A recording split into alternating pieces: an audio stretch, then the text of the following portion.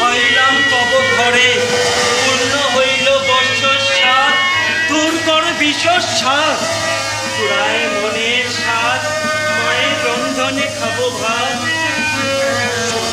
শোনো প্রিয় আমার, ভাব করে যদি চলো হবে না ভালো, অবশ্য হইবে বিলম্ব। শোনো প্রিয় আমার বচন, ভাব করে যদি চলো তবে না হইবে ভালো, অবশ্য বিলম্ব।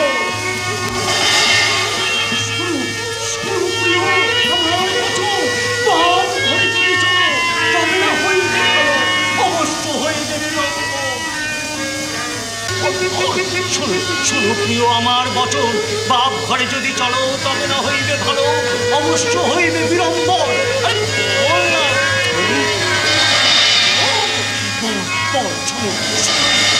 শোনো প্রিয় আমার বচন, বাপ ঘরে যদি চলো তবে না হইবে ভালো, অবশ্য হইবে বিলম্ব। বলছে না কেন? এই ছোড়া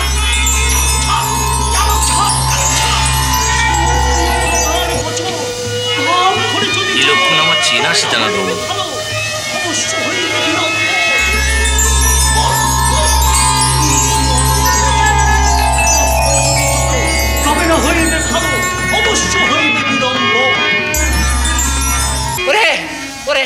আমার ভাব হয়েছে, আমার প্রভুর ভাব হয়েছে। এটা সাক্ষাৎ ভোলা মহেশ্বর গো। আরে বাবা, পাগল হয়ে উঠেছে আসর।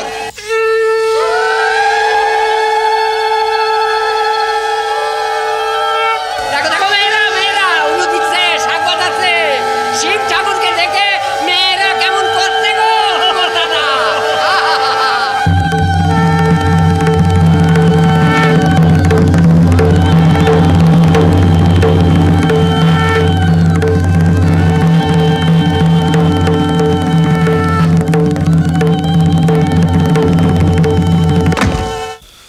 ঠাকুর, ঠাকুর, ঠাকুর,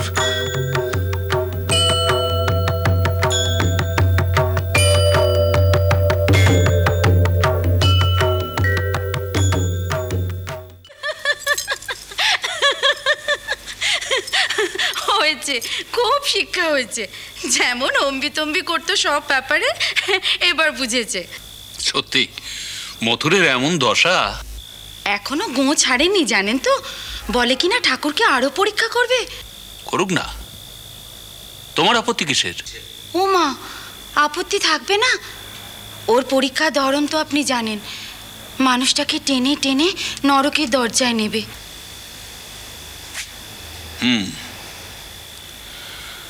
আমি শুনেছি, বড়বাবু বলছিলেন কবে নাকি মেছুয়া বাজারে দুটো মেয়ে ছেলে নিয়ে এসে ওই ছোট ভট্টাচার্য ঘরে ঢুকিয়ে দিয়েছিল। এ কেমন ধারা বলুন? তোমার স্বামীকে তো তুমি চেনো ছোট, সে কি অন্যের ধারায় চলে? সেটাই তো আমার কাল। আমি যদি বলি সেটাই তোমার শুভ কাল। কি রকম? দেখো, মতুর তো 8-5 জনের মতো নয়। কলকাতার ঘরে ঘরে তুমি অন্য বাবুদের দিকে তাকিয়ে দেখো, মধুর তো ইচ্ছে করলে মদ, মেয়ে ছেলে, ওই বুলবুলি পাখি নিয়ে দিন যাপন করতে পারত। তা না করে সে মায়ের মন্দির নিয়ে মেতে উঠেছে। এতে ক্ষতি কি? বাবা, আপনিও তার পক্ষে দাঁড়িয়ে গেছেন? না না, পক্ষে বিপক্ষের কথা নয় ছোট। এখন আমাদের সবারই এমনই একটা বয়স যে সব কিছু থিতু হয়ে ভাবতে হয়।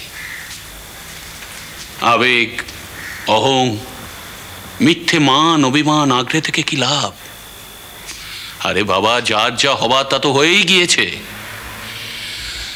আমার এক এক সময় মনে হয় মধুর যা করছে তা ভালোই করছে। ইহ জীবনের ক্লেদ, গ্লানি সব ধুয়ে ফেলছে। তাই ভাবেন মেজবাবু? হ্যাঁ ছোট, ওর জেদ, ওর উদ্যম, যদি বলে ওর অহংকার, আমি বলবো আমি তাও সই। ওকে একটা নির্দিষ্ট পথে এগিয়ে নিয়ে চলেছে। আপনি জানেন? আমার ধারণা তোমাদের কাউকে আমি কোনোদিন বলিনি, ইদানিং আমি লুকিয়ে লুকিয়ে কদিন দক্ষিণেশ্বরের মন্দিরে গেছি। সেখানে গঙ্গার পাড়ে বসে থেকেছি, সাধারণ ভক্তদের সঙ্গে মিশে মন্দিরের চাতালে চাতালে ঘুরে বেরিয়েছি। সে এক অনাবিল আনন্দের পীঠস্থান। আমার সৌভাগ্য যে মন্দিরের কর্মচারীরা আমাকে চেনে না, যার ফলে ওই সাধারণ ভক্তদের এবং দর্শনার্থীদের সঙ্গে মিশে বেশ একসঙ্গে পরিবেশটাকে আমি উপভোগ করেছি। কিন্তু আমার বিভ্রান্তি ওই একটি জায়গায়।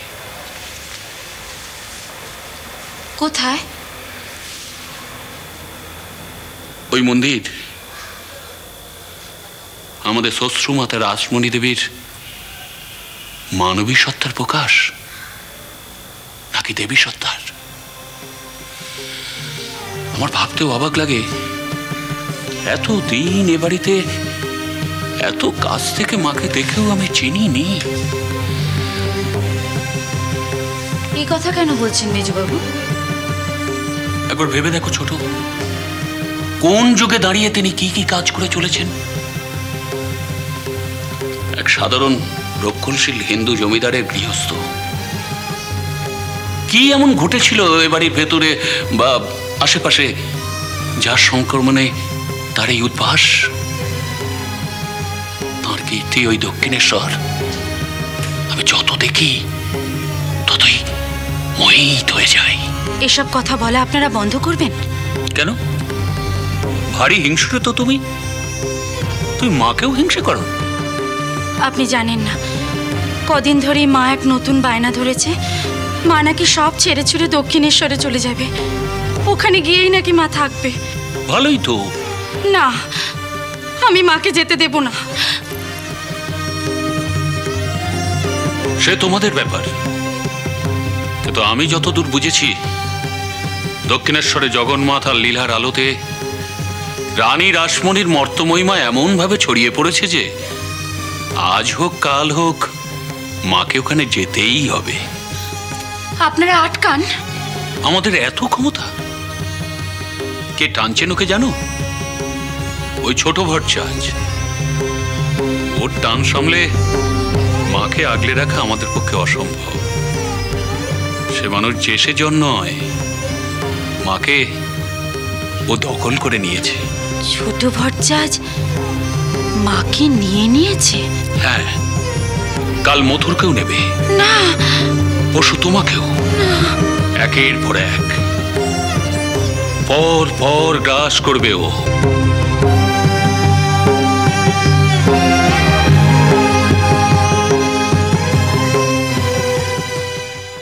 আপনি তো জানেন গদাইয়ের আধ্যাত্মিক অবস্থান এত উচ্চ স্তরে যে ওর কোনো কিছুতেই দোষ হয় না। তবে আমার তো সে অবস্থা নয়। আমার নিষ্ঠাভঙ্গে যে দোষ হয় এ আমার বিশ্বাস। তোমার বৈষ্ণব নিষ্ঠা তোমার কাছেই থাক। মায়ের পুজোর কোনো প্রথা বা আচার এই সম্পর্কে কোনো সন্দেহ তুমি মাথায় রেখো না, কেমন? আগে গেল অমাবস্যাতে মায়ের পুজোর বলি নিয়ে তুমি আপত্তি তুলেছিলে, সে কথা কানে গেছে গো। তাতে কি? আমি বৈষ্ণব, ওই জীব সংহারে আমার আপত্তি থাকতেই পারে না, তুমি বলেছ তুমি মায়ের বৈধি পুজো করছো। হ্যাঁ তাই। তাহলে মায়ের পুজোয় বলি দেওয়ার নিয়ম আছে, তোমার জন্য তো আর সে নিয়ম রদ হতে পারে না। শ্রীরাম